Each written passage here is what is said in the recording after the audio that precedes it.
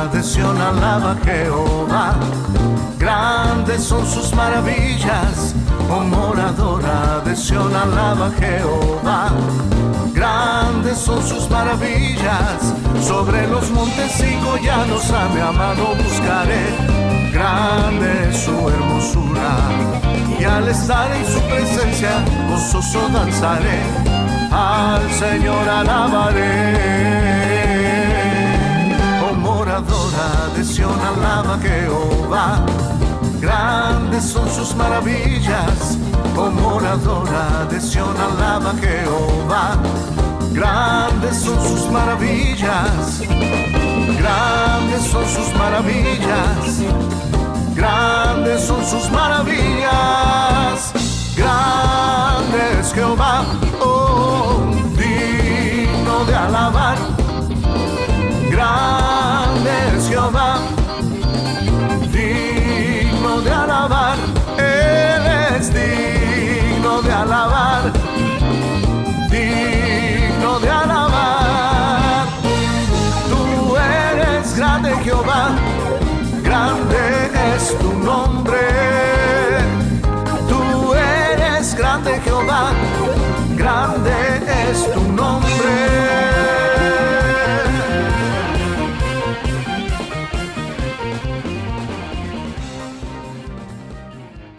Mi nombre es Kenny Montalvo, soy natural de Puerto Rico, ya notarán el acento, y por la gracia de Dios constituido pastor de un hermoso rebaño que se congrega aquí en este lugar, la Iglesia Hispana Maranata San Marcos.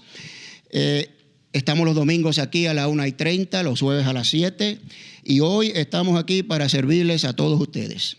Esta es nuestra primera conferencia, la primera vez que hacemos un evento de esta clase, de esta magnitud, y esperamos que el Señor se glorifique tremendamente hoy. Así que agradezco su presencia, gracias por acompañarnos, gracias por haber venido, y yo creo que va a ser un día de gran bendición. Quiero explicar un poquito la razón por la cual tenemos esta conferencia, ¿verdad? La organizamos, y es...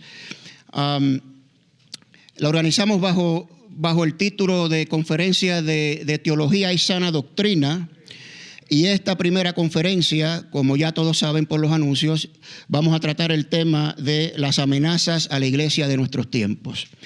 Bueno, hace apenas año y medio por ahí, que el Señor me puso esto en mi corazón, al yo notar que se estaba proliferando tremendamente mucha falsa enseñanza, mucha falsa doctrina, muchos falsos maestros, como el Señor lo dijo, ¿verdad? En los últimos tiempos va a haber falsos maestros, el amor de muchos se enfriará. Pablo le dijo a Timoteo, ¿verdad?, que habrá gente que va a tener comezón de oídos, dice, y se van a ir a donde los falsos maestros, que le van a decir lo que ellos quieren oír. Y empiezo yo a notar, como dije, hace como año y medio, especialmente en las redes sociales.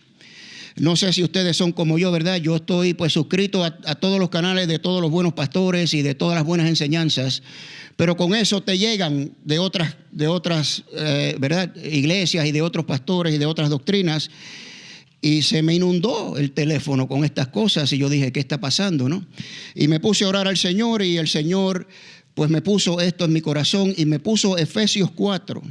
Si usted va a Efesios 4, empezando en el versículo 11, dice que el Señor constituyó unos dones. Algunos le llaman dones de oficio. Está bien, le vamos a llamar dones de oficio. Uno de esos dones es pastores y maestros.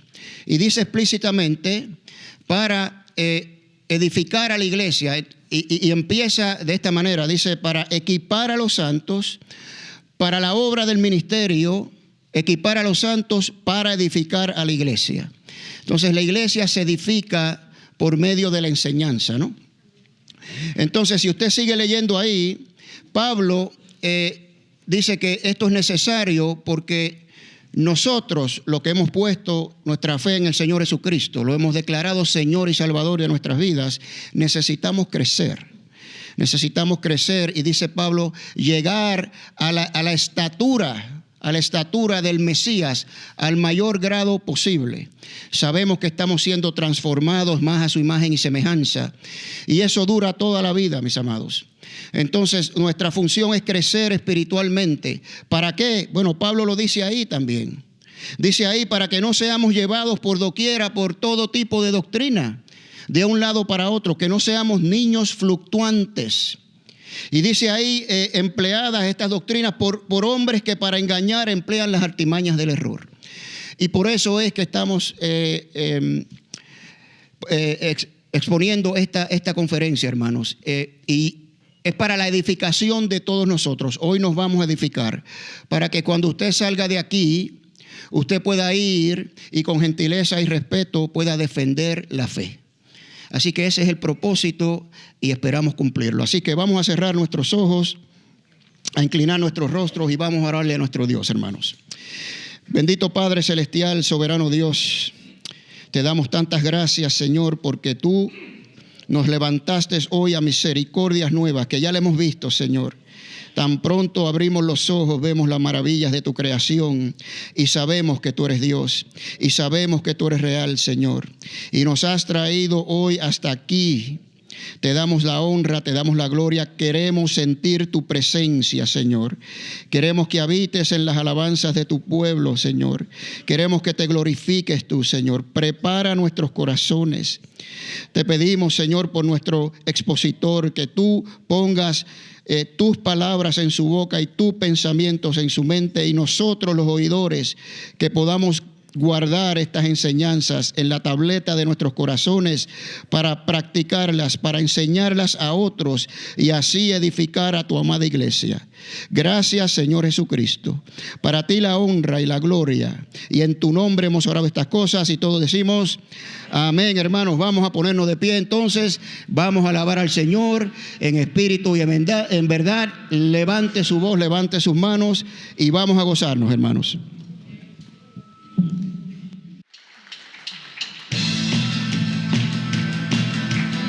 Alabar a nuestro Padre con gozo, con corazón.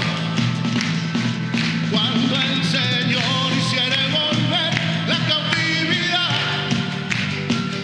seremos como los que sueñan.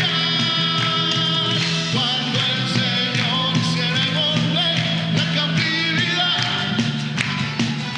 seremos como los que sueñan. Mi boca llenará de risa, mis labios de alabanza. Entonces dirán las naciones, grandes cosas ha hecho el Señor. Mi boca llenará de risa, mis labios de alabanza. Entonces dirán las naciones, grandes cosas ha hecho el Señor. Me gozaré, me gozaré, me gozaré, me gozaré en Jehová. ¡Gózate! Pues ha llevado todo mi dolor, me ha hecho libre. Me gozaré, me gozaré, me gozaré, me gozaré en Jehová. ¡Gózate! Pues ha llevado todo mi dolor, me ha hecho libre. Así como David cantaba, así como David danzaba, así como David fluía en su presencia, así como David cantaba, así como David danzaba, así como David fluía en su presencia. Me gozaré, me gozaré, me gozaré, me gozaré en Jehová. ¡Gózate! Pues ha llevado todo mi dolor, me ha hecho libre. Me gozaré, me gozaré, me gozaré, me gozaré en Jehová. ¡Gózate! Pues ha llevado todo mi dolor, me ha hecho libre. Así como David cantaba, así como David danzaba, así como David fluía en su presencia, así como David cantaba, así como David danzaba, así como David fluía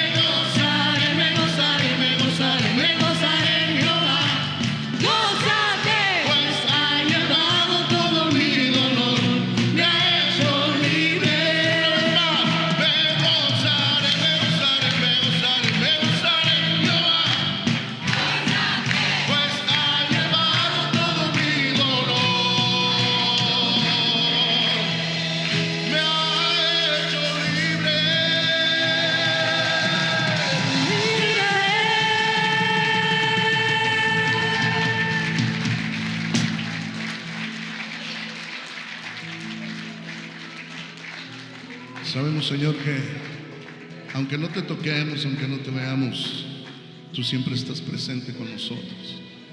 Estás presente en nuestras vidas, en nuestros hogares, en nuestro ser, Señor. Que no querramos tocar de tu mano, que no querramos acercarnos, es cosa nuestra, Señor, es nuestro error, nuestro mayor pecado, Padre.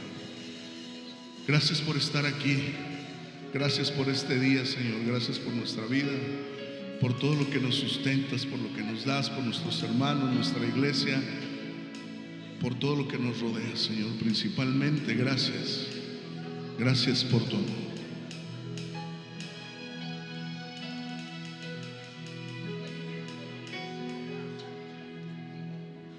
Aunque mis ojos no te puedan ver, te puedo sentir, sé que estás aquí. Aunque mis manos no puedan tocar tu rostro, Señor,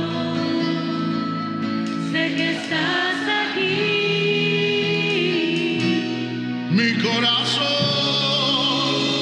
puede sentir tu presencia. Tú estás aquí, tú estás aquí. Puedo sentir tu majestad. Tú estás aquí, tú estás aquí. Aunque mis ojos no te puedan ver, te puedo sentir, sé que estás aquí. Aunque mis manos no pueden tocar tu rostro, Señor, sé que estás aquí. Mi corazón puede sentir tu presencia. Tú estás aquí, tú estás aquí. Puedo sentir tu majestad. Tú estás aquí, tú estás aquí. Mi corazón puede mirar tu hermosura. Tú estás aquí,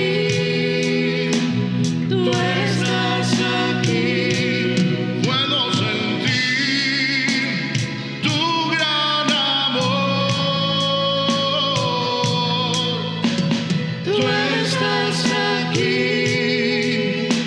tú estás aquí. Mi corazón puede sentir tu presencia. Tú estás aquí, tú estás aquí. Puedo sentir tu majestad. Gracias, Señor. Tú estás aquí. Tú estás aquí.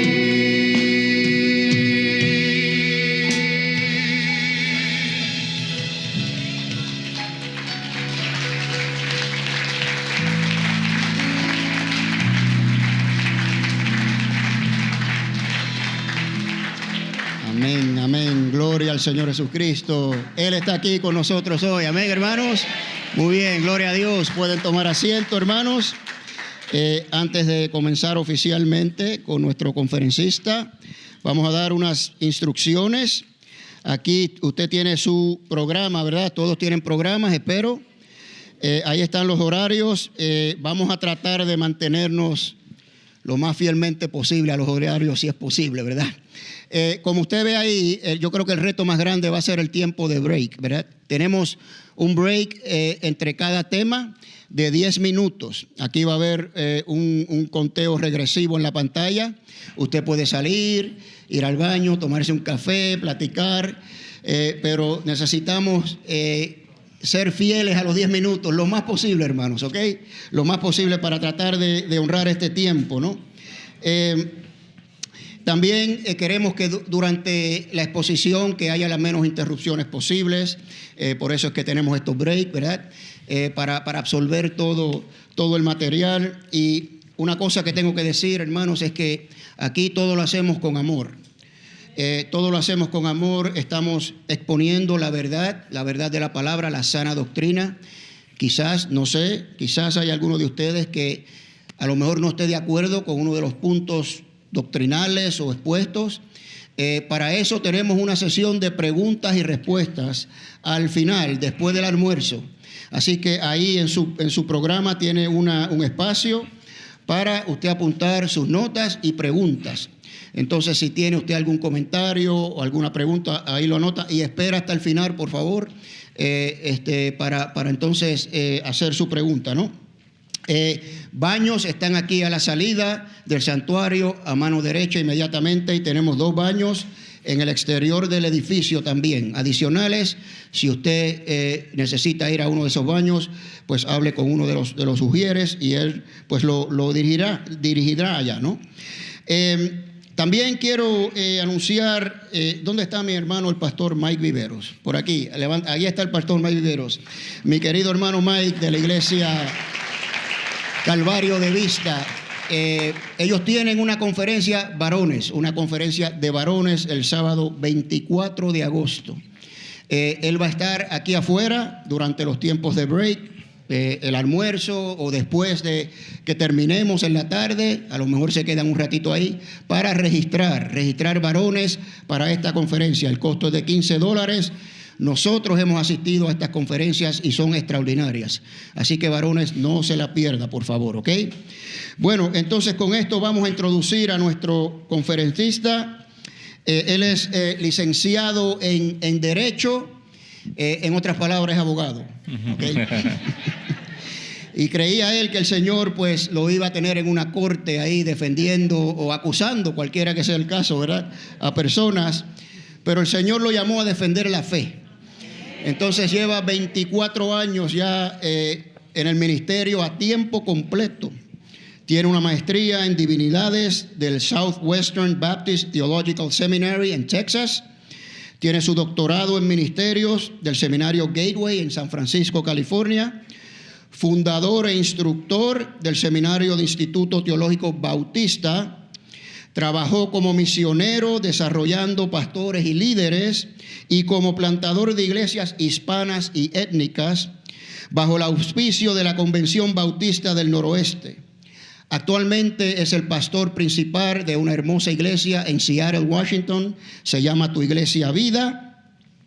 En fin, este hombre es un pastor maestro, constituido por el Señor, y estamos honrados, privilegiados de que Él haya aceptado la invitación.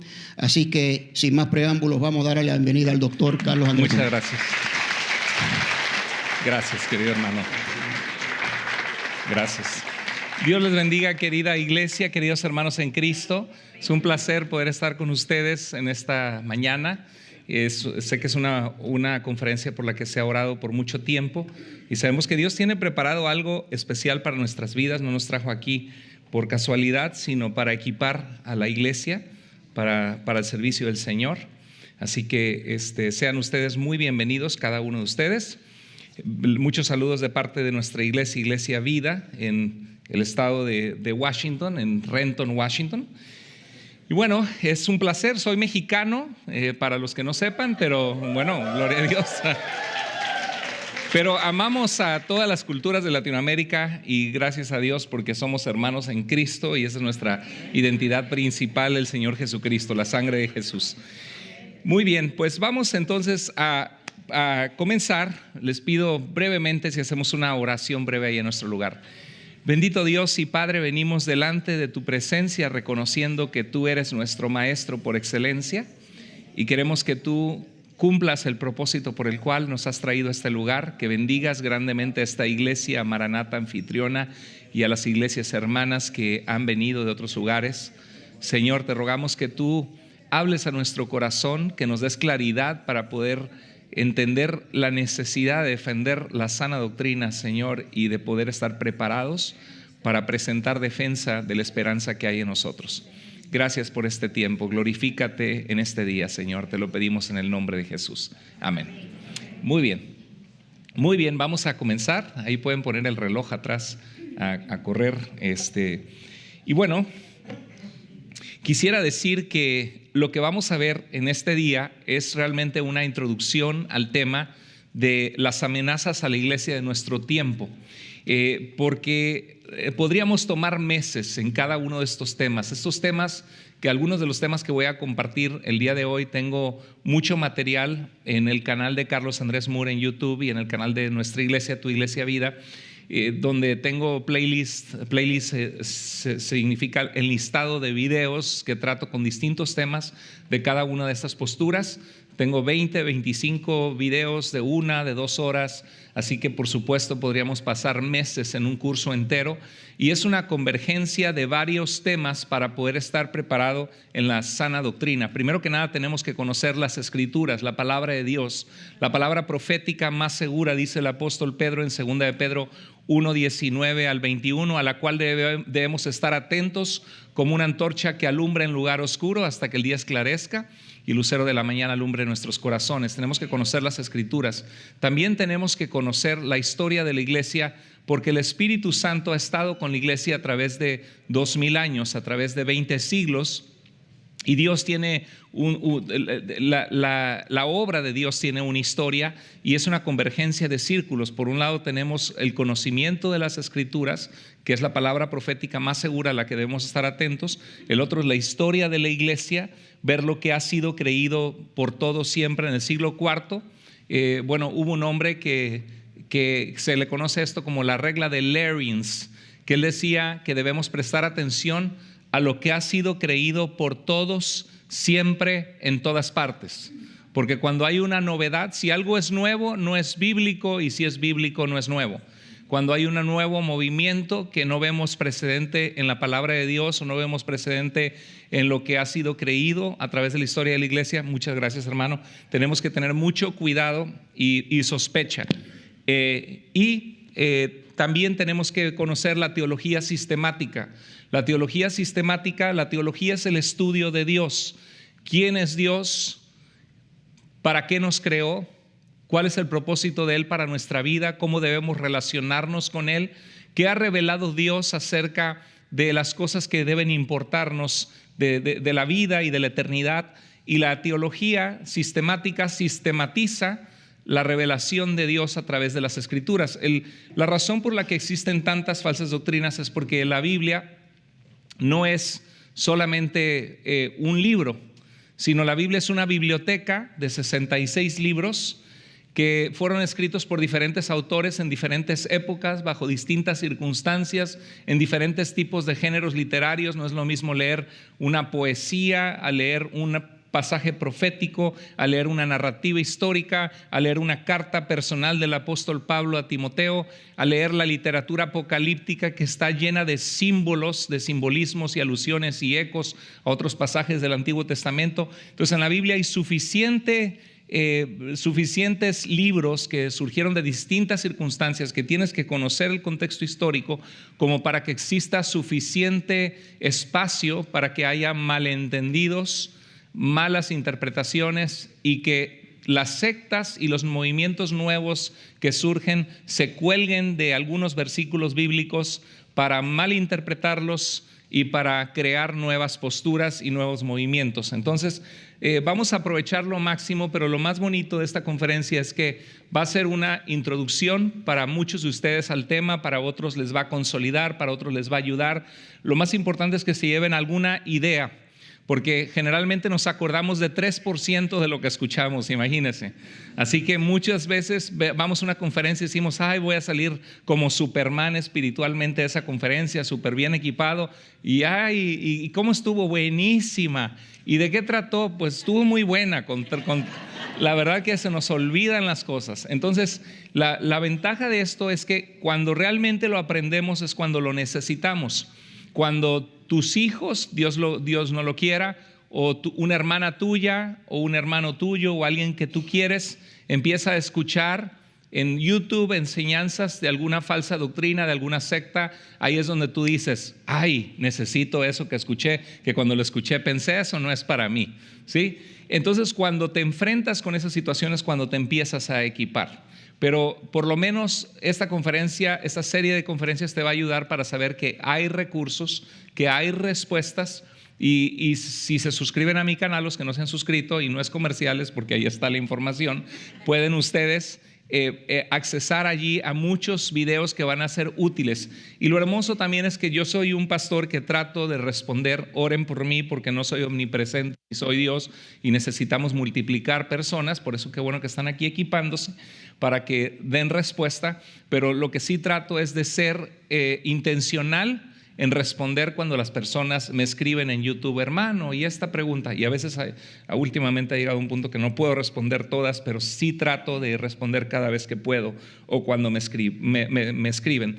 Bueno, le doy gracias al pastor Kenny y a su esposa, las atenciones de ellos han sido muy amables con nosotros, muy lindos, y ha sido un privilegio conocerles, y sabemos que son, para aquellos que son de Maranatha Chapel, tienen un pastor y que es muy lindo, que tiene un corazón para Dios, que ama la iglesia, que ama la obra de Dios. Amén. Sí. Sí. Y que tiene un corazón puro y sincero por la obra del Señor, que quiere que ustedes sean equipados. Y eso es lo que estaba en el corazón de nuestro hermano, lo que dice Efesios 4:12, equipar a los santos para la obra del ministerio. Dice la Biblia que para eso Dios nos pone como maestros, para equiparles a ustedes, para que ustedes hagan la obra del ministerio, porque hay mucha necesidad, porque existe mucha falsa doctrina allá afuera. En Efesios 4:13 dice que Dios puso estos maestros para equiparnos hasta que todos lleguemos a estar unidos por la fe y el conocimiento del Hijo de Dios, para que ya no seamos niños fluctuantes, arrastrados por todos lados, por todo viento de doctrina, por los engaños de aquellos que emplean, ¿cómo? Con astucia, así como Satanás, con que Dios te ha dicho de verdad, y te hacen cuestionar.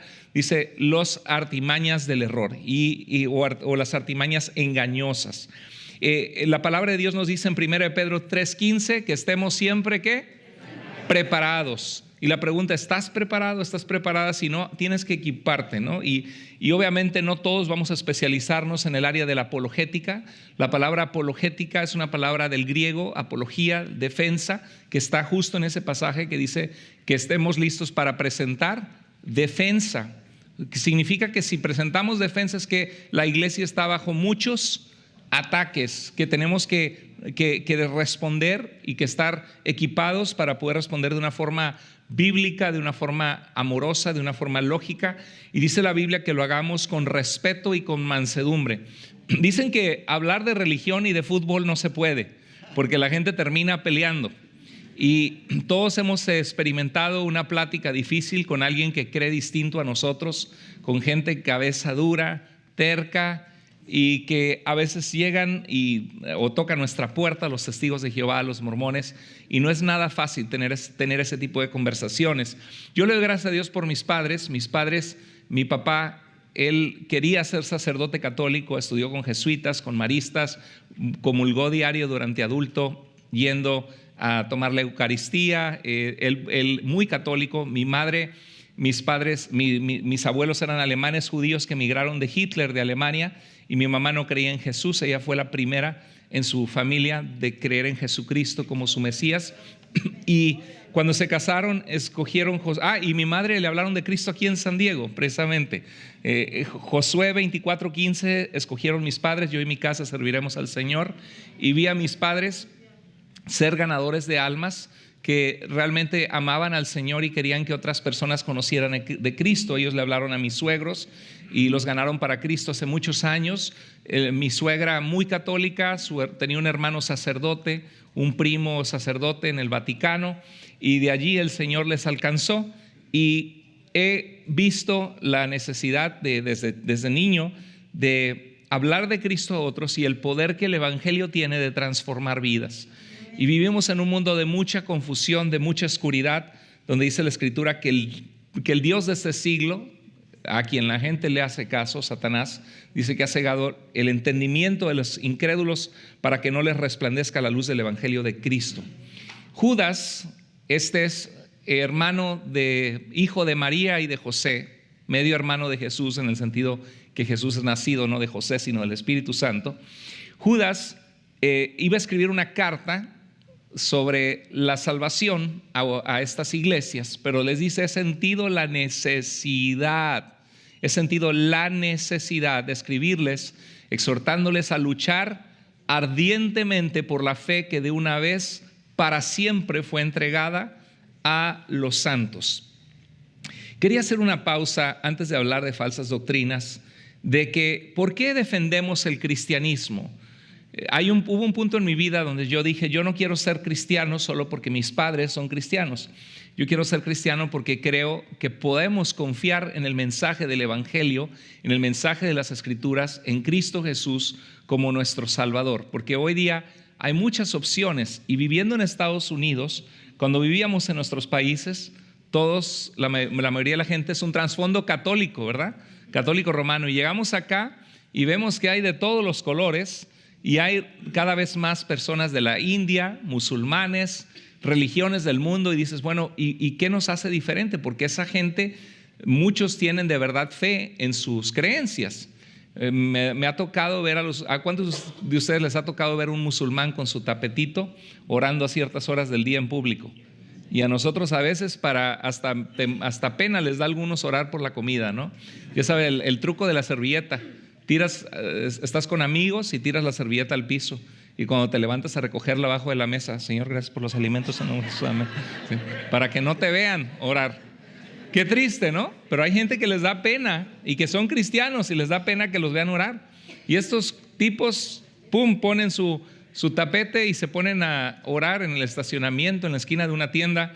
Y dices, bueno, pero es que son sinceros, y puedes decir qué hermoso que está pensando en Dios, orando hacia la Meca, pero en realidad es una religión absolutamente torcida, es una religión agresiva, imponente. La palabra Islam significa sumisión, que buscan someterse obviamente al Corán, a Alá, su Dios. Y Alá era uno de los dioses de la luna en Arabia Saudita, en lo que es actualmente Arabia Saudita, en esa área. Mahoma nació 570 años después de Cristo, murió en el año 632, y es una religión que es agresiva, que ha matado a 270 millones, así ha causado la muerte de 270 millones de personas desde su nacimiento en el siglo VII después de Cristo. Y junto con el comunismo son las dos ideologías más dañinas a la humanidad, porque han exterminado millones de personas. Y es triste que hay gente sincera, pero ¿sabías que se puede ser sincero y estar sinceramente equivocado? Entonces necesitamos equiparnos para conocer por qué somos cristianos, y hay muchos libros que puedes tomar con el tiempo. Por ejemplo, depende, desde un nivel muy básico. Hace muchos años estaba Evidencia, que exige un veredicto, de un exateo, Josh McDowell. Luego está Lee Strobel, The Case for Christ, The Case for Faith, el caso de Cristo, el caso de la fe. Tenemos también libros más filosóficos como William Lane Craig, Fe Razonable, está en español, Reasonable Faith. Y hay áreas que te puedes equipar, ¿no? Pero ¿por qué el cristianismo? Bueno, porque corresponde con la realidad. Y hay algo que te quiero compartir nada más de paso, que es la rampa del cristiano. Ahorita te la platico. Y en segundo lugar, porque funciona el cristianismo. Yo estoy convencido que la iglesia es la mayor fuerza de bien en el mundo, que el mundo tiene. El cristianismo y la iglesia son la mayor fuerza de bien del mundo. Se habla mucho de todas las atrocidades que se han cometido en el nombre de la religión, porque ha sucedido. La religión puede ser usada para causar daño, para destruir, para manipular. De hecho, hay iglesias que tienen 10, 15, 20 personas y los hermanos adentro están sufriendo con un pastor sinvergüenza, manipulador, un falso maestro, un engañador. Y hay gente que la religión les puede destruir la vida o les puede esclavizar, y por eso decían algunos, es el opio de los pueblos. No, Dios se ha revelado y el hombre tiene necesidad de Dios. C.S. Lewis es el que escribió las Crónicas de Narnia, que lo hizo una película Disney. Él era un profesor de Oxford, Inglaterra, ateo, hasta que tuvo un encuentro con Dios. Hizo una serie de videos, de programas de radio para la BBC de Londres, del tiempo de la Segunda Guerra Mundial. Y ahora se conoce todo eso, lo recopilaron y ese libro que se llama Mero Cristianismo, Mere Christianity, C.S. Lewis. Recuerda que puedes anotar, te estoy dando datos, si te interesan anótalos, tienes ahí tu libreta. Algunos les va a servir, a otros no, nada más van a saber que existen recursos, ¿no? Y cuando te topes con algo o tus hijos te dicen, mamá, ¿por qué debería creer en Dios? En el Dios de ti y de papá. Bueno, ya sabes, ay, ¿cómo no lo anoté en esa conferencia? ¿No? O vas a decir, hermano Kenny, tiene el video. Hermano Kenny, ¿qué me recomienda? O a los distintos pastores que están aquí presentes, que ustedes sepan que hay recursos. Y C.S. Lewis decía que el ser humano todos nosotros sabemos lo que es tener hambre y lo que es tener sed. Tenemos sed porque nuestro cuerpo Dios lo hizo con la necesidad de ser hidratado constantemente. Y tenemos sed, es que tienes la boca seca, tienes necesidad, te sientes incómodo hasta que tomas el agua, sientes es como una recarga, una satisfacción. Dios puso en nosotros la sed porque existe el agua que sacia y que hidrata nuestro cuerpo y que es un agua que necesitamos. Dios puso en nosotros el sentir hambre porque existe la comida que nos nutre y nos mantiene con vida. Y Dios puso en el corazón del ser humano la necesidad de buscar a Dios. Por eso el ser humano es religioso. Por eso todas las culturas de la humanidad han adorado hasta las piedras y a los astros y a las estrellas y hasta los animales sagrados, porque hay una necesidad en el corazón del hombre de Dios. Entonces, el ser humano puede utilizar la religión para mal. Y eso es cuando la gente se lleva esos malos ejemplos y dicen, yo no quiero saber nada de iglesia, nada de religión, puros hipócritas, y más si les va mal, ¿no? Imagínate a alguien que pertenece a una iglesia, que el pastor se mete con una mujer casada o con una jovencita, luego se va a otra iglesia y se descubre que el otro pastor robó dinero, se va a otra iglesia y que el líder de jóvenes se acostó con una jovencita, porque las iglesias están compuestas de seres humanos imperfectos y pecadores. Y la Biblia dice, el que cree estar firme, mire que no caiga. Es un constante llamado a cuidar nuestra integridad y a caminar con Dios. Y Dios no tiene la culpa de que haya Dios no tiene la culpa de que haya caídas, de que haya falsos líderes. Y la Escritura nos dice que tenemos que tener cuidado. Pero la realidad es que la iglesia sigue siendo el plan número 1 de Dios para redimir a la humanidad. ¿Qué institución del mundo saca a las personas de las adicciones más oscuras del pecado, de la droga, del alcoholismo, si no son las iglesias cristianas?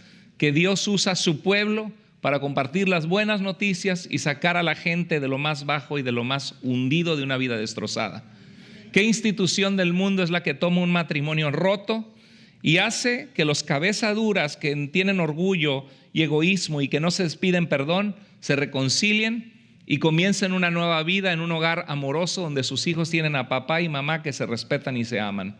¿Qué institución del mundo es la que toma una persona con una vida destrozada, hundida en la depresión, que no quiere ni levantarse de la cama, que no haya propósito a la vida, y de repente se da cuenta que Dios les ama, que tienen propósito, que su vida tiene valor, encuentran a Cristo y su espíritu nace de nuevo, su alma, su espíritu es encendido en el amor de Dios y su rostro cambia, su propósito, ahora tienen un propósito en la vida? No hay institución del mundo que haga eso, sino solamente Dios a través de la iglesia de Cristo. No hay institución del mundo que... La iglesia ha tenido una influencia tremenda. Entonces, ¿por qué creemos en el cristianismo y defendemos la sana doctrina del Evangelio de Cristo? Porque corresponde con la realidad. Lo que es verdadero es lo que corresponde con lo que es real. ¿Y por qué funciona? Porque hace una diferencia real en la vida de todo aquel que cree en Cristo. La existencia de Dios es algo que puede ser razonado, como dice Romanos 1:19 en adelante, que las cosas invisibles de Dios, su eterno poder y su deidad, su divinidad, aunque no podemos ver a Dios, se hacen claramente visibles por medio de las cosas hechas, de modo que no tienen excusa. Uno puede ver un celular y ver lo complejo que es, increíble. Estábamos viendo uno de los barcos de ¿cómo se llama el barco? Portaaviones que tienen Midway en San Diego, y había un cuarto grandísimo de computadoras enormes, y decía que los datos que procesaban cabían muchas veces, creo que 200,000 veces, en un celular del año 2013. Ahora imagínate ahora en el 2024. Y ves un celular tan complejo, con tanta información inteligente, softwares, y si yo te dijera, no, hermano, esto se formó solito durante millones de años, sin ninguna ayuda de nadie, se formó solito, dirías, esto está loco usted, pastor, porque esto tiene información inteligente, es complejo. Es como si vas y te digo, mira una roca, pues no pasa nada. Ves la naturaleza, ok, pero de repente vas manejando y ves un letrero que dice San Diego en 10 millas, y la siguiente salida hay un McDonald's. Tú dirías, ay, qué bonito letrero, se formó solito. No, claro que no, tiene información inteligente, te está transmitiendo un mensaje, y tiene que haber una persona que emitió ese mensaje que era inteligente. Bueno, el doctor Francis Collins, que fue el director del proyecto del genoma humano, en nuestro cuerpo tenemos trillones de células. Una sola célula de nuestro cuerpo tiene más información inteligente que los 30 volúmenes de la Enciclopedia Británica. Entonces nuestro cuerpo, y escribe un libro que se llama El lenguaje de Dios. Tiene que haber un Dios, la existencia de Dios, aún el Big Bang, ¿no? El Big Bang es que hubo un Big Bang y que el universo está en expansión, mostrando que el universo no es eterno y tuvo que tener un comienzo en el tiempo. Y ese comienzo en el tiempo es la creación de Dios, cuando Dios decide crear el universo y el mundo en el que vivimos. Una de las cosas más hermosas de la fe cristiana es la confiabilidad histórica de Jesucristo. Hay gente bien ignorante que dice, no, Cristo ni existió, o fue una historia inventada basada en historias de mitos grecorromanos o de mitos en Egipto, y hasta hay un libro que se publicó a principios del siglo XX o finales del siglo XIX que hablaba de los 16 salvadores crucificados. Y este libro se hizo muy famoso porque mucha gente decía, wow, el cristianismo está basado en una doctrina, porque también en Egipto y en estos dioses de misterio grecorromano se habla de que también nacieron de una virgen, que también murieron crucificados. Y la gente que no sabe ve eso y se espanta y dice, Dios mío, estoy creyendo un invento en el cristianismo basado en historias y mitos de otras culturas. Pero ese libro era un invento total, no tenía ninguna base histórica real, pero se proliferó, y en muchos sitios ateos en internet hasta el día de hoy encuentras referencias a ese libro como que fuera real lo que contiene, la información que contiene. La realidad es de que Jesucristo, tenemos historiadores, además de 27 libros del Nuevo Testamento, tenemos historiadores en nuestro tiempo, del tiempo de Jesús, del primer siglo, que como por ejemplo Flavio Josefo, que fue un historiador judío que trabajaba para los romanos, escribe contra Apión, guerra de los judíos, antigüedades de los judíos, y escribe acerca de Jesucristo, que era un hacedor de maravillas, que se decía que cumplió las profecías que los profetas habían anunciado, que murió y que lo volvieron a ver con vida aquellos que lo seguían. Tenemos a Tácito, que escribe la vida de los emperadores romanos. Tenemos a un escritor satírico, Luciano. Tenemos a Plinio, tenemos a Suetonio. Inclusive tenemos en el primer siglo o principios del segundo siglo, tenemos a es como una escritura en piedra de un hombre que se burla de un soldado cristiano y dice, me parece que era Anaximandro, dice, adora a su Dios. Y se ve crucificado, un hombre crucificado con una cabeza de burro, de un asno, tratando de ridiculizar a Jesús. Se muestra que Jesucristo realmente existió y realmente murió crucificado. Y hay historiadores que hablan, que Flavio Josefo dice que murió crucificado bajo Poncio Pilato, que fue procurador de justicia en Judea, del año 26 al año 36. Entonces quiero decir que, y otra cosa, la resurrección es la mejor explicación de los hechos. Sabemos que Jesús de Nazaret existió, sabemos que fue crucificado y ordenado a la muerte por el procurador de justicia romano en Judea, Poncio Pilato. Sabemos que fue puesto en una tumba identificable.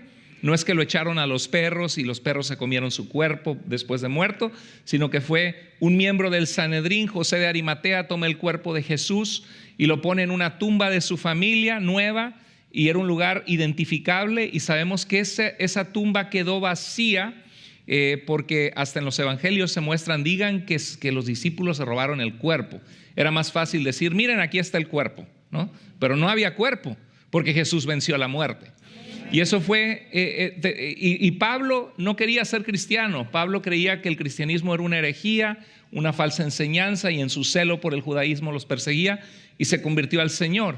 Dice en Juan que ni aún sus hermanos creían en Jesús al inicio, pero hubo algo que fue la resurrección de Cristo que cambió el corazón de Jacobo, Santiago, que se convirtió en líder de la iglesia en Jerusalén. Y la resurrección es la mejor explicación de los hechos del surgimiento de la iglesia. La rampa del cristiano es esto: la resurrección de Jesús es una realidad que tú puedes ver a través de las piezas históricas que tenemos. Ahora, quiero decir algo: la historia no podemos ir al pasado y volverla a vivir. O sea, la ciencia dice, pruébame científicamente que Dios existe, pruébame científicamente que Jesús resucitó de los muertos. Híjoles, es que no sabes lo que estás pidiendo. Pruébame científicamente que amas a tu esposa, pruébame. O sea, la ciencia es la observación de fenómenos naturales que se observan repetidamente. Tú puedes tomar un pedazo de algún elemento químico, ponerlo bajo un microscópico, analizarlo químicamente, pero no puedes tomar la historia. Pruébame científicamente que Estados Unidos tuvo su independencia. Pues no puedes agarrar un pedazo de la historia y ponerla bajo un microscopio, ni tampoco a Dios, que no lo podemos ver. Pero lo que sí puede ser es razonar. Como dice, Dios se hace visible por medio de las cosas hechas.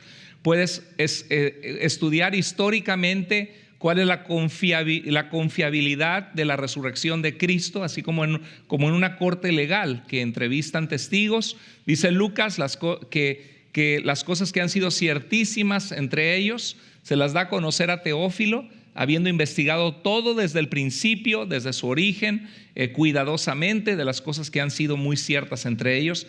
Lucas es un historiador en cómo investiga las fuentes del cristianismo. Entonces, la resurrección, la arqueología ha desenterrado mucho de las civilizaciones antiguas, de historias de la Biblia, milagros que Dios hizo con poder y que hace en la vida de los creyentes, profecías cumplidas. Eso es algo que a mi mamá le impactó, que no creía en Jesús y tuvo un encuentro con Cristo. Cientos por lo menos decenas de profecías del Antiguo Testamento cumplidas en Jesús.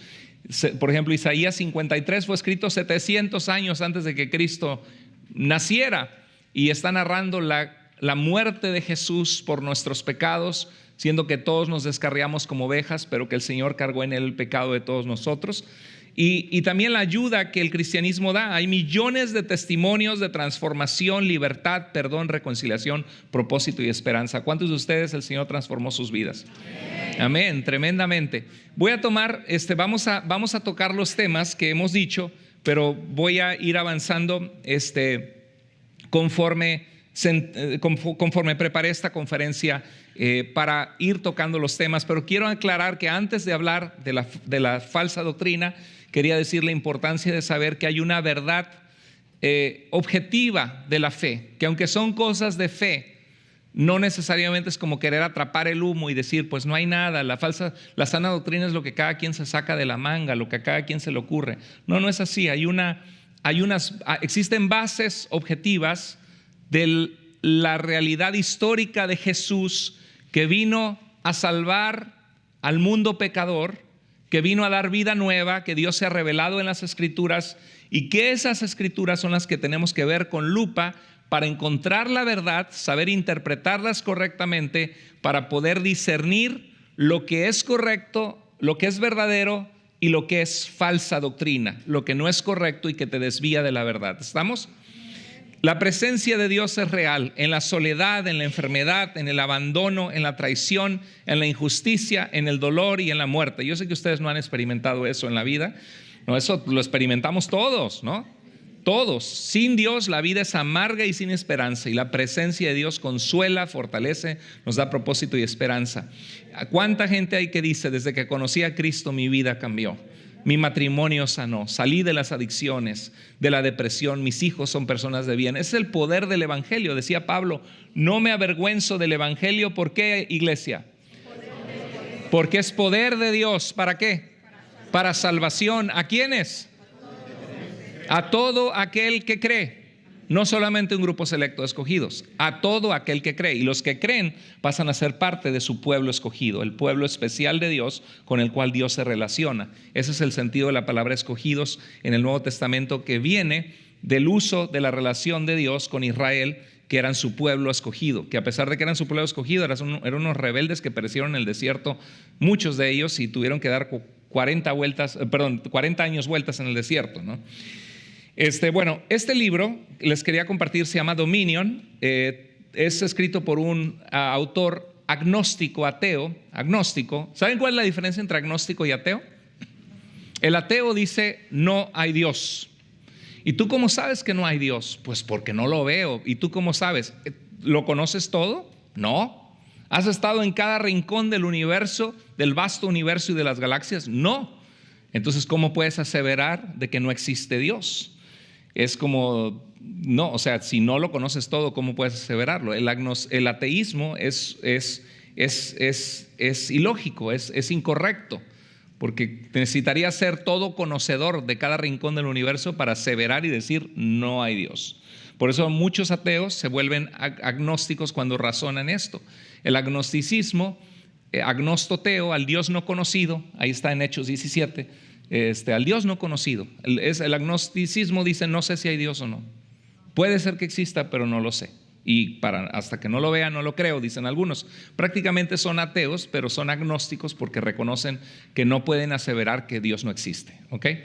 Entonces, el agnosticismo, este hombre, Tom Holland, escribió este libro que se llama Dominion, y dice cómo la revolución cristiana, dice, rehizo al mundo. Y este es un libro de una persona que no cree en Dios, pero dice que mucho de lo que ahora tenemos en el occidente son valores judeo-cristianos que transformaron el mundo, los derechos humanos, las leyes justas, el amor, la gracia, la misericordia, vienen de valores cristianos. ¿Sabes dónde surgieron las primeras escuelas?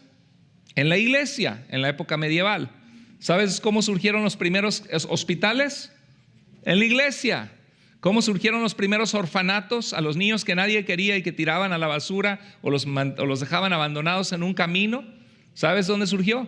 La iglesia. Ese es el poder del cristianismo. Este es otro libro que me recomendó un hermano pastor. No lo he leído aún, pero se llama La generación ansiosa, y habla de que muchos de los niños, es un agnóstico también el que lo escribe, es un ateo también, ¿sí? Y este libro habla de que muchos de los niños están pasando ansiedad, depresión, a través de las redes sociales, de la pornografía, que están ya desde chiquitos, desde los 8, 9, 10, 11, 12 años, con estos aparatos están accesando nuestros hijos a la pornografía. Y muchos papás ni siquiera saben, no le ponen filtros, no revisan dónde están, que están chateando. Y esta generación ansiosa dice que lo que tienen en común los niños de esta generación no son sobrevivientes de la guerra, como de aquellos que vivieron guerra. ¿Por qué tienen depresión y ansiedad? Bueno, hay algo en común de toda esta generación, esto. Y habla de que quizá uno de los remedios que pueden ayudar a los niños, en uno de los capítulos, habla de es un tipo de la religión o la fe. ¿Y quién lo está diciendo? Un agnóstico, ¿sí? Albert Harris fue un famoso psicólogo ateo que en un tiempo comparó la fe cristiana como estar mentalmente desbalanceado o como una enfermedad psicológica, el creer en un Dios que no puedes ver porque te hizo falta el amor de tu padre y te imaginas que hay un Dios. Así piensa Albert Ellis, este famoso psicólogo ateo. Y mira lo que dijo en una declaración increíble después de mucho tiempo de ver lo que hacía, la diferencia positiva que hacía el cristianismo. Puedo afirmar con certeza que la Biblia es un libro de autoayuda que ha habilitado a más personas a hacer cambios extensivos, positivos en su vida, que todos los terapeutas profesionales juntos. Una persona que ridiculizaba la fe, que no creía en la fe. Y esa es la verdad, hermanos. El evangelio es poder. Y aquí estamos. Y a veces vamos a la iglesia, no le hablamos a nadie de Cristo, estamos bien así, no me meto en problemas. Pues buscan a Dios. Mientras me hablen de Dios, yo a todos los recibo, dice la gente, ¿no? Y ahí van las sectas, los testigos de Jehová, los mormones. Bueno, algunos se preocupan por este tipo de temas porque dicen, ¿por qué hablan? ¿Por qué le tiran tierra a otros movimientos? No sabe cuántas veces me han explicado, usted dedíquese a predicar el evangelio y deje de estar metiéndose con otros grupos. Y mi esposa, ¿y por qué lo hago? Pues porque amo la verdad, me apasiona la verdad y porque es un llamado bíblico. Y mi esposa me dice, híjoles, es que te metiste con todos. Dice, vas como hay un panal de abejas y vas y le estás moviendo ahí al panal de abejas, pues se te van a picar, ¿no? Ya me han hecho un montón de videos en contra, tratando de ridiculizarme, de dejarme en ridículo, que no sé nada o que soy un hipócrita o las intenciones de mi corazón. ¿Por qué? Porque me estoy metiendo con las abejas, ¿sí? Y eso es lo incómodo, no cualquiera le entra a eso, ¿sí? Pero lo hacemos por amor. Jesús decía a la iglesia de Éfeso en Apocalipsis capítulo 2, verso 2, dice, yo conozco tus obras, tu fatiga y tu perseverancia. ¿Y qué decía? Que no puedes soportar a los malos, los que dañan la iglesia de Cristo. Y has sometido a prueba a los que se dicen ser apóstoles, dicen ser enviados con la autoridad de Dios o de las iglesias. Dice, y no lo son, y los has hallado mentirosos. Dice, has probado a los que se dicen ser apóstoles y no lo son, y los has hallado mentirosos. Bueno, Jesús, ¿qué está diciendo a la iglesia de Éfeso? Te felicito, iglesia, me siento, has perseverado, bien hecho. Has puesto a prueba a los que se dicen ser personas de Dios, que has discernido, que están enseñando mentira y que son mentirosos, y me alegro en mi corazón, iglesia, porque tienes celo por mi verdad. Jesús está diciendo eso. Jesús no está diciendo, no te metas con la religión, no critiques. Ahora, es diferente ser crítico a ser criticón. Cuando eres crítico, evalúas y dices, esto no pasa la prueba, esto no suena bien, ¿no? Esto no, hay algo aquí que mis antenitas de vinil, decía el Chapulín Colorado, detectan que hay algo aquí que no es correcto. No, que tenemos que guardar la Torá, tenemos que guardar las fiestas santas del Eterno, y porque Yeshua HaMashiach y el Ruach HaKodesh, y dice, espérate, ¿cómo es eso? Y ya empiezan a hablar hebrañol. Entonces te dices, hay algo, ¿qué le pasó? ¿Qué le picó? ¿No? Pero ¿por qué si esto es tan importante la iglesia no lo ha practicado? Yo tengo años que encontré a Cristo, que fui libre en Cristo y no necesito aprender a utilizar este tipo de lenguaje, ¿no? Algo está aquí raro, algo que no concuerda. Y entonces uno tiene que discernir. Hay una frase que tengo en mi sitio de firmesenlaverdad.com, que hace mucho que no hago nada en ese sitio, pero tengo un montón de artículos que hice en el 2012. Dice, es más fácil engañar a la gente que convencerlos. No, ¿sí lo pueden poner ahí o no está transmitiendo? Hubo un problema, ¿verdad? No sé si, no. Sí, claro, ¿se desconectó o no? No está conectado. Sí. Y ahí, sí. Vamos a ver si lo pueden poner. Como que algo falló en la transmisión. Sí, ahí está, ¿verdad? Creo que... ¿No? Ok, ¿hay algo que any recommendation? Something we need to do? You're more than welcome. Yeah, estamos una familia en Cristo, ¿no? Vamos, el chiste es que aprender. Yo no soy de eso estructurado de que dijimos que vamos a hablar hasta las 2. No, yo vengo a hablar hasta las 10 de la noche. No, no es cierto. Como dice, hermano, usted síguele, usted dele. Dice, yo me voy a mi casa, pero usted dele. Sí. Y si es necesario, do I need to turn off my computer and start it again? You let me know, don't worry. Sí. Sorry? Okay. Sí, que ellos lo encuentren. You figure it out and let me know, and you can interrupt anytime, doesn't matter. We are here sharing. Bueno, decía Mark Twain, es más fácil engañar a la gente que convencerlos de que han sido engañados. Y eso es tristísimo. Una vez que alguien cae, por eso si ves a alguien, ay, están viniendo los testigos de Jehová a mi casa, es que me están enseñando de Dios. Inmediatamente dile, ¿qué estás haciendo? Esta es una secta. Si es una falsa enseñanza, no los recibas. Tienes que intervenir porque si no la gente se va a clavar en el error. Y mientras más años tienen, ya después es más difícil llegar a sacarlos de ahí, ¿no? Alguien dijo, qué rara es la gente. Se enoja contra quienes les dicen la verdad y no contra quienes les mienten. ¿Sí? Y así es. Hemos experimentado eso, ¿verdad? La mayoría de nosotros. Mire, mira, ya llegó, gloria a Dios. Thank you so much. Thank you. Mire, 2 de Corintios 11, 2 al 4, dice el apóstol Pablo, dice, porque celoso estoy de ustedes, ¿con qué? Con celo de Dios. Eso es lo que nos hace falta a veces en la iglesia, ¿no? Ahora, les decía que no es lo mismo ser crítico que criticón. El crítico evalúa, el criticón se la pasa criticando y el criticón está en contra de todo. Esos criticones hay que ponerlos a servir en la iglesia. Porque cuando sirven ya no tienen nada que criticar más que estar sirviendo y entonces se dan cuenta que es duro, que no cualquiera le entra y se da cuenta que vale la pena y ya dejan de criticar, ¿sí? Pero el criticón, hay personas que todo está mal, no tienen ni tantita gracia. A veces hay prácticas que no son tan bíblicas, pero hay que corregir en amor, pero podemos tener la gracia de decir, bueno, son nuestros hermanos en Cristo y tener amor, ¿ok? Dice, celoso estoy de ustedes con celo de Dios, pero temo que así como la serpiente con su astucia engañó a Eva, las mentes de ustedes sean desviadas de la sencillez y pureza de la devoción a Cristo. O sea, es posible que la mente de los corintios fuera desviada de la sencillez y pureza de la devoción a Cristo. Sí, Pablo lo está diciendo.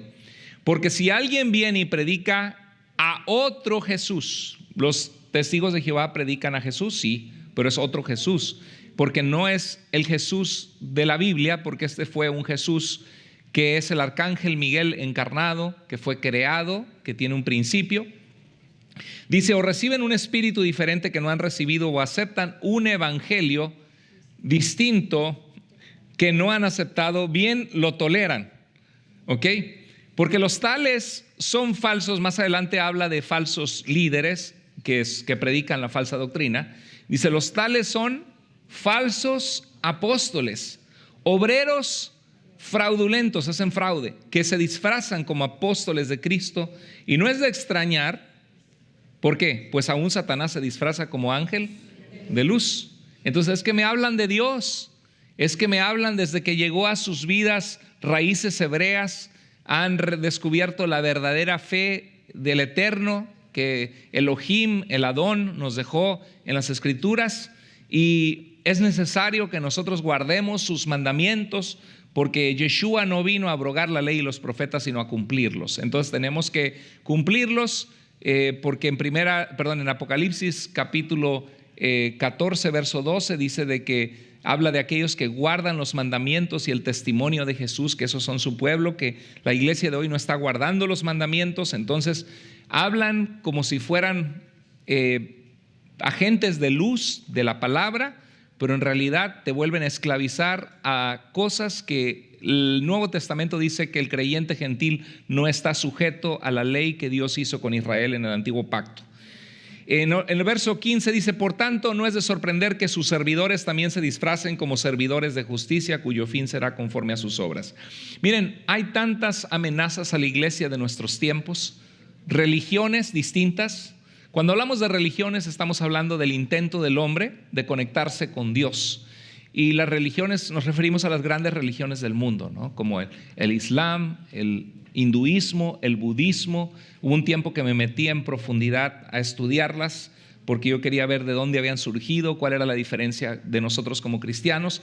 Tenemos el cristianismo, es una de las religiones del mundo, por supuesto, pero nosotros creemos que es una revelación real de Dios a la humanidad. Hay filosofías e ideologías distintas que compiten, entre ellas el agnosticismo, el no creer que Dios existe, es una de ellas. Distintas ideologías que compiten con nuestra atención, inclusive ideologías como la ideología de género en nuestro tiempo también, que aún están conquistando a cristianos, a iglesias. Pues amor es amor, y no importa que sea contrario a lo que Dios dijo, y no importa que 1 Corintios 6 diga que los homosexuales no entrarán en el reino de los cielos, los que practican un estilo de vida homosexual, no los que tengan una lucha, así como la tienen los heterosexuales también con la santidad. Pero dice que no entrarán en el reino de los cielos, y lo ven y dice: y esto era en algunos, pero ya han sido lavados, ya han sido santificados por el Espíritu Santo de nuestro Dios. Hay denominaciones.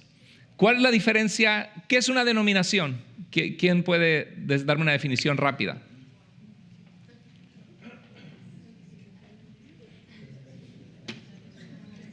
Denominación es el nombre que se le pone a un grupo de iglesias que tienen una historia o un conjunto de doctrinas o historia en común. Se les denomina, ¿sí? Por ejemplo, los bautistas se dieron cuenta que el bautismo de infantes es algo que surgió en el siglo IV, se popularizó más desde el siglo III, pero en el siglo IV se popularizó más, creyendo que los niños necesitaban ser librados de sus pecados originales a través del bautismo, como que el bautismo removiera los pecados, y la iglesia comenzó a practicar el bautismo por muchos siglos. En la época de la Reforma, los bautistas fueron una parte de la Reforma radical, porque aún los mismos reformadores, como el luteranismo o las denominaciones protestantes, el luteranismo, la iglesia presbiteriana, continuó bautizando bebés. Sin embargo, en la Biblia siempre se habla de que para bautizarse se necesita arrepentirse y creer. Dos cosas que son imposibles para un bebé poder hacer. Y cuando lees a los primeros cristianos no ves ningún bautismo de ningún bebé. Y en los mismos padres apostólicos o la Didache, por ejemplo, se habla de que sea en agua. La palabra bautizo significa sumergir en agua. No creo que sea bueno agarrar el bebé y sumergirlo abajo del agua. Y era agua corriente en un río, agua fría. Habría que tener un periodo para ayuno y oración. Un bebé no puede hacer eso. El bautismo, no vemos un solo bautismo de un infante. Entonces los bautistas comenzaron a practicar el bautismo. Creo que se bautizaron en enero de 1521, si no mal recuerdo el año exacto, y la gente de burla les llamó rebautizadores o bautistas. Entonces no es que ellos dijeron: vamos ahora a ser bautistas. No, eran creyentes de la iglesia de Inglaterra que estaban huyendo, predicando la libertad religiosa, y fueron perseguidos. Los metodistas, John Wesley, un ministro de la iglesia de Inglaterra, llegó a Estados Unidos, predicó, dejó establecidos grupos de discipulado, y en esos grupos de discipulado eran muy metódicos en estudiar la Biblia. Él había estudiado en Oxford, Inglaterra, y se les llamó metodistas, ¿sí? El luteranismo, porque seguían las enseñanzas del reformador Lutero. La iglesia presbiteriana, porque lo que buscaban era establecer comunidades de fe con presbíteros, con ancianos que guiaban a la iglesia, a estas iglesias que venían de la teología reformada. Entonces se les llamó presbiterianos. A veces algunos de broma le dicen presbipaganos. Espero que no haya nadie aquí así. En México así les decían. Y a los bautistas, ¿cómo le dicen? Bautristes, ¿sí? O también le dicen refrigerianos, algunos, ¿sí? Porque algunos están muy fríos. Pero bueno, las denominaciones, las sectas, son grupos que se cortan de lo que históricamente el cristianismo ha creído y que generalmente tienen un fundador que redescubre una supuesta verdad o tiene una supuesta revelación y empieza a crear un grupo donde solamente los que están en el grupo son el grupo especial que Dios ha escogido, el grupo especial que va a recibir la verdad y todos los demás están equivocados. Las sectas son graves porque se apartan de la ortodoxia. ¿Saben qué es ortodoxia? Ortodoncia, dientes derechos, ¿verdad? Ortopedista, los pies derechos. Y ortodoxia significa estar en la doctrina correcta, ¿sí? En la gloria o doctrina correcta.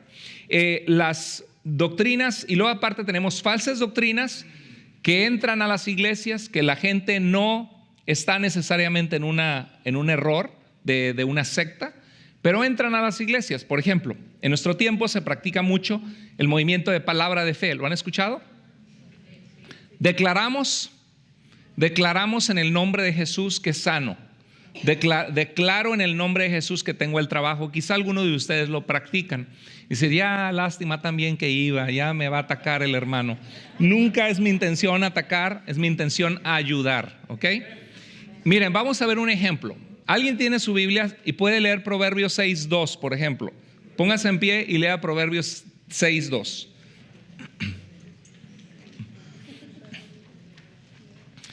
Con alguien que tenga una voz dulce y hermosa. Ya no va a querer participar nadie. Proverbios 6:2. Sí, adelante. Si te has enredado con las palabras de tu boca, sí, con las palabras de tu boca has sido atrapado. Ok, ¿esa qué versión es? La Nueva Biblia de las Américas. Ah, muy bien, es muy buena Biblia. Eso la uso mucho para enseñar. ¿Alguien tiene la Reina Valera? Lo lee en Reina Valera, que es muy conocido. Adelante, hermana, ya. Dice, te has ensanchado con las palabras de tu boca y has quedado preso en los dichos de tus labios. Gracias. Te has enlazado con las palabras de tu boca y has quedado preso en los dichos de tus labios. Y luego también está Proverbios 18:20 que dice que la vida y la muerte están en el poder de la lengua. Entonces has tenido iglesias predicando que nuestra boca tiene poder y que si has dicho algo, quedas atrapado en las palabras de tu boca porque ya lo dijiste. A mí me tocó literalmente estar en iglesias que decía, ay hermana, como estornudó salud y ay, como que me va a dar gripa. Ay hermana, no lo declare, no lo confiese. Era como, toco maderas, ¿sí? ¿Alguno de ustedes ha experimentado eso o no? ¿Sí? Bueno, ahora vamos a ver cómo las sectas, las falsas doctrinas entran a la iglesia y sacan de contexto las cosas. ¿Qué dice Proverbios, hermanas, a otra persona, qué dice Proverbios 6:1? Ver el contexto. Siempre hay que leer lo que dice antes y lo que dice después. El contexto significa lo que está con el texto. Lo que está con el texto es lo que dice antes y lo que dice después, porque la Biblia no estaba. ¿Cuántos de ustedes sabían que la Biblia no vino escrita con capítulos y versículos? Amén. Si lo sabías, levanta tu mano y sé sincero, porque Dios conoce el corazón. Si no lo sabías, levanta tu mano con valentía. No lo sabía, hermano. Levante su mano. Está muy bien, gracias, excelente, qué bueno. Bueno, la Biblia no estaba dividida en capítulos ni versículos. Fue hasta 1220 y tantos con Esteban Langton, arzobispo de Canterbury, que lo dividió en capítulos. Y alguien decía que hasta venía a caballo, ¿no? Y pum, aquí le pongo el capítulo porque no había acabado. Y otro fue en 1520 y tantos, fue por un Esteban Langton, arzobispo de Canterbury, y Robert Stephanus, un editor francés. Así que la Biblia no hay que solamente confiarnos en leer un versículo como que estuviera solo, porque ese versículo viene mucho hablando atrás y mucho después. Entonces el contexto es lo que está con el texto. Recuerdo cuando era joven, en Primera de Corintios me llevó una señora testigo de Jehová que íbamos a comer ahí saliendo de la iglesia. Tenía una fondita, un restaurantito, y entonces empezamos a hacer amistad con ella y a hablarle de Cristo, y era testigo de Jehová. Dice, no, pero es que usted necesita creer en el gobierno de Jehová Dios en la tierra, de los testigos de Jehová, porque usted dice creer en Cristo, pero mire que la Biblia dice que si en esta vida solamente esperamos en Cristo, somos los más dignos de lástima de todos los hombres, de conmiseración. Y me llevó a Corintios y lo vi, y yo dije, a ver, vamos a ver lo que dice antes, y se lo leí a la señora. y decía: ¿cómo es posible, el apóstol Pablo, que algunos entre ustedes no creen en la vida después de la muerte? Porque si no hubiera resurrección de muertos, tampoco Cristo habría resucitado. Y si Cristo no resucitó, aún estamos en nuestros pecados. Dice: y seríamos entonces hallados falsos testigos si estamos diciendo que Cristo resucitó y realmente Cristo no hubiera resucitado. Dice: nuestra fe entonces sería vana y seríamos si en esta vida solamente esperáramos en Cristo y Cristo no hubiera resucitado, somos los más dignos de la conmiseración o de lástima de todos los hombres. Está Pablo suponiendo que si Cristo no hubiera resucitado seríamos dignos de lástima, pero continúa diciendo: pero ahora Cristo ha resucitado, primicias de los que durmieron es hecho. Entonces habla de la esperanza que hay en esa realidad de la resurrección. Pero si alguien toma nada más ese versículo de ese caso supuesto de decir que Cristo no resucitó, pues somos los más dignos de lástima si Cristo no resucitó. Entonces lo mismo pasa aquí con Proverbios 6. Has quedado preso en los dichos de tus labios. Hermanos, cuidado, algunos de ustedes viven en derrota porque dicen: no voy a tener el trabajo, no voy a poder hacerlo, mi familia está mal. Por eso viven en derrota, porque lo declaran maldición. Porque dice Santiago que de una misma boca proceden bendición y maldición. Hablas maldición a tu vida, hermanos, hay un milagro en tu boca, tú habla bendición. No vayan a decir amén, Eso es falsa doctrina. Y luego en Génesis dice que Dios dijo: sea la luz, y fue hecha, y nosotros somos hechos a la imagen de Dios, somos pequeños dioses, ¿sí? Entonces Cash Luna y otros sacan algunos mensajes así, y la gente: amén y gloria a Dios, y la gente brinca y se anima. ¿Quién no quiere el Ferrari? Lo declaro, ¿sí? Sí. Señor, llévate a mi suegra, lo declaro. Lo declaro, ¿sí? Se vuelve un cristianismo supersticioso. Toco maderas, hago changuitos, ¿no? Declaro, no, que no sea, porque creemos que hay poder en nuestras palabras. El único que tiene poder es Dios soberano, y estamos sometidos a Él. Y dijo Jesús que cuando nos enseñó a orar: venga tu reino, hágase tu voluntad. No dice: venga mi reino y hágase mi voluntad, porque yo declaro, porque la ley de la atracción, porque yo digo que venga y lo que declaro viene. Si así fuera, pues todo el mundo sería rico, ya lo hubiera descubierto todo el mundo, que lo que declaro y que lo que llamo viene a mi vida porque lo declaré.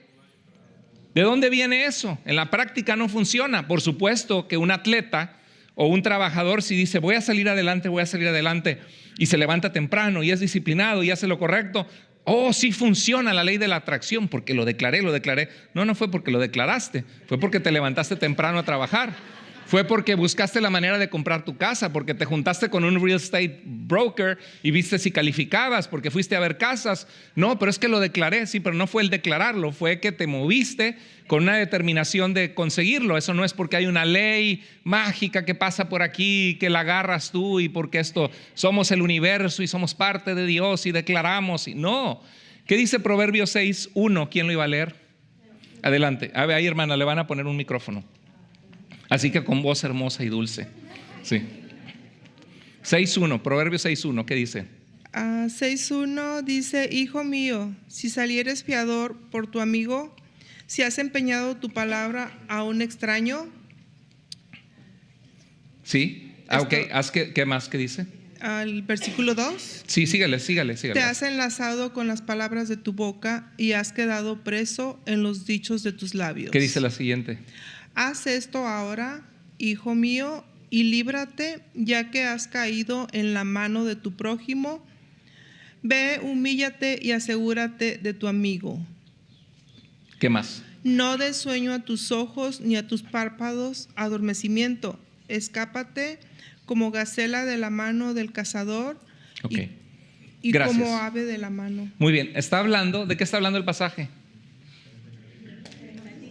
De alguien que sale por fiador. Hermano, usted que tiene buen crédito, fírmeme para sacar mi carro. Ay, no. No, hermano, mejor te invito a comer. Sí, porque ¿a cuántos? No, le firmé a un hermano y no hizo los pagos, me arruinaron mi crédito, y ahora que queremos comprar casa no podemos. ¿Ha escuchado esas historias? Horrible. Ahora sí que gente sinvergüenza, ¿no? Ahora sí como el programa, que pase el desgraciado, ¿sí? Porque de verdad que están haciendo mucho daño a las personas, una falta total de responsabilidad y de amor. Entonces, ¿qué dice? Si das tu palabra de fiador por un extraño, has quedado preso en los dichos de tus labios. Te has enlazado en las palabras de tu boca. No está hablando de que dijiste, me va a dar gripa. Ay, ya lo declaró, hermana. No está hablando de eso. Está hablando de que hiciste un contrato con tu palabra y que te tienes que escapar y salir de ahí. Igual como dice en Santiago, de una misma boca proceden bendición y maldición. No está diciendo que yo digo, soy próspero en el nombre de Jesús, queda sano, declaramos. No, está hablando de que dice, no debe ser así, hermanos. Puede una misma fuente de agua traer agua dulce y agua salada. Con la misma boca bendices al Dios y Padre, Dios te bendigo, te alabo, te adoro. Y con la otra, hágase para allá chusma. Y para allá, quítate vieja, vete para el otro lado. Dice, con una misma boca proceden maldición hacia tus hermanos. Dice, mi pueblo perece porque le falta conocimiento de la palabra. Y ahí tienes a millones de cristianos, y Julio Melgar se enfermó, y tienes a muchos, y a Christine de Clairo, ¿cómo es Clairo? De Clairo diciendo, y declaramos sanidad, y que esta enfermedad no es para muerte, algunos, y que Julio Melgar va a vivir, y pum, muere de cáncer. ¿Dónde quedó Dios? Ay, pues Dios nos falló. O no, es que usted no tiene fe, hermana. Es que tiene pecado oculto. ¿Y qué pasa? La falsa doctrina siempre lastima la vida de la gente. Porque uno de dos nos distorsiona quién es Dios, y creemos que Dios es el genio de la lámpara de Aladino que le sobo y digo, declaro y lo tengo. ¿Y por qué dice Pablo en primera de Timoteo, a Trófimo lo dejé enfermo en Mileto? Pero si era el apóstol Pablo y sanaba gente. ¿Sana Dios? Claro que sí, Dios es poderoso. Hemos visto gente sanada por la oración de cáncer de formas sobrenaturales. Pero es Dios mi genio de la lámpara que cuando yo le digo y cuando yo quiero, Dios tiene que actuar porque yo declaré, porque yo dije. Eso no es cristianismo. Eso es falsa doctrina. Eso es misticismo oriental. Eso es misticismo falso. No es bíblico. ¿Y de dónde viene, pastor? Viene de Oklahoma, nacido en Oklahoma, Kenneth Hagin, un predicador pentecostal, neopentecostal, que empezó a leer los libros de E.W. Kenyon, que estudió en una escuela de oratoria en Boston, Massachusetts. Esta escuela de oratoria tenía influencia de pensamiento positivo y de la nueva era, ¿no? Y lo que ahora se conoció después en los 70s como la nueva era, pero pensamiento positivo y de ciencia cristiana, sectas falsas, que creyendo que si tú piensas positivamente vas a traer a tu vida lo que tienes, lo que deseas, ¿sí? Que la enfermedad está solo en tu mente y con tu mente puedes sanar. Pues si así fuera, todo el mundo sanaría, estarían yendo a los hospitales y todo el mundo nada más habría cursos para sanar de cáncer solo pensando positivamente. Y entonces E.W. Kenyon incorporó eso en su teología cristiana, que no venía de la Biblia, sino que venía del paganismo, de falsas enseñanzas que no son revelación de Dios, nuevas enseñanzas porque es algo nuevo. ¿De dónde basas tu enseñanza? ¿Quién lo enseñó? ¿Qué credibilidad tiene? Pues la Biblia tenemos un mensaje que ha transformado la vida del mundo para bien y un Jesús resucitado que venció la muerte, y tenemos credibilidad en la enseñanza del cristianismo. No alguien que se le ocurrió en el siglo XIX inventar cosas mafufas, decimos en México, ¿no? Cosas que se sacaron de la manga.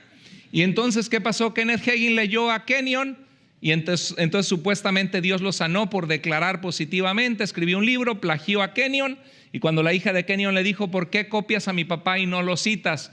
Dijo, es que cuando el Espíritu Santo revela algo, lo revela igual, página por página. Sí, entonces, Kenneth Hagin es el padre del movimiento de fe. Y hoy tienes millones de cristianos sinceros practicando declarar. Y lo declaramos, y lo declaramos, y lo declaramos. ¿Dónde viene en la Biblia eso?